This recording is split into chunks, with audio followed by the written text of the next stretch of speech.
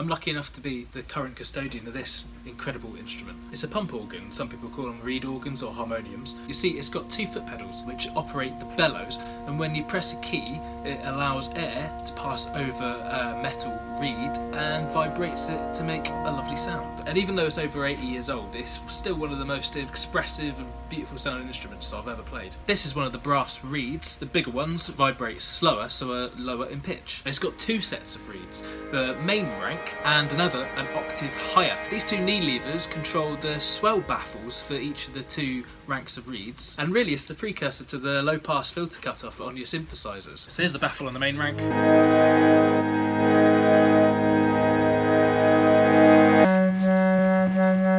Hidden under the keys is the second row of reeds, and if I move this baffle lever with my leg,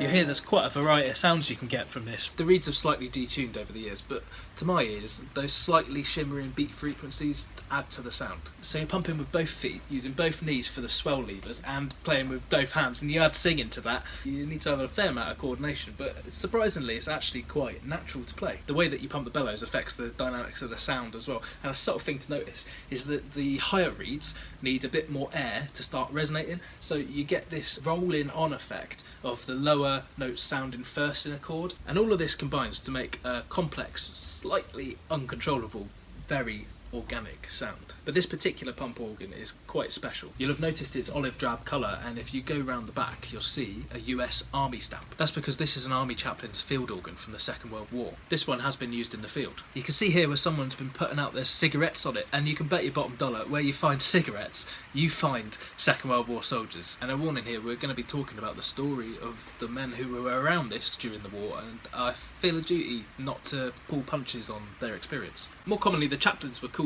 padres by the soldiers, and they were ordained officers that were attached to army units. This organ was used for religious ceremonies on Sundays in the field just behind the front lines, and it folds into a box, so it's portable. It could be put on the back of a jeep. Padres played a big part in the welfare and the morale of troops, and the morale part is not to be taken lightly.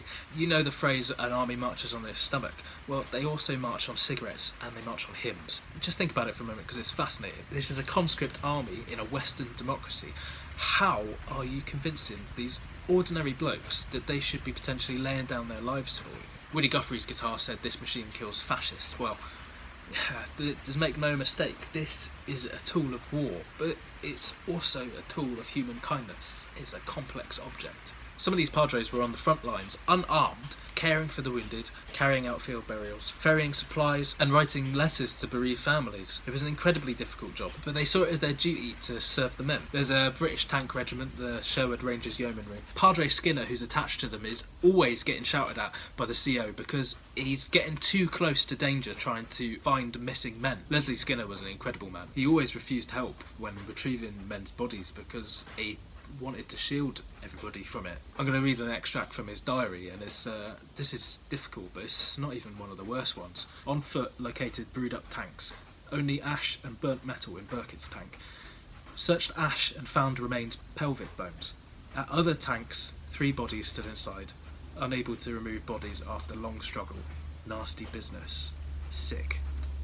So imagine this is in a field, it's a Sunday. There's a circle of men around it. Previous week they've all watched their best friends die, and they're singing hymns.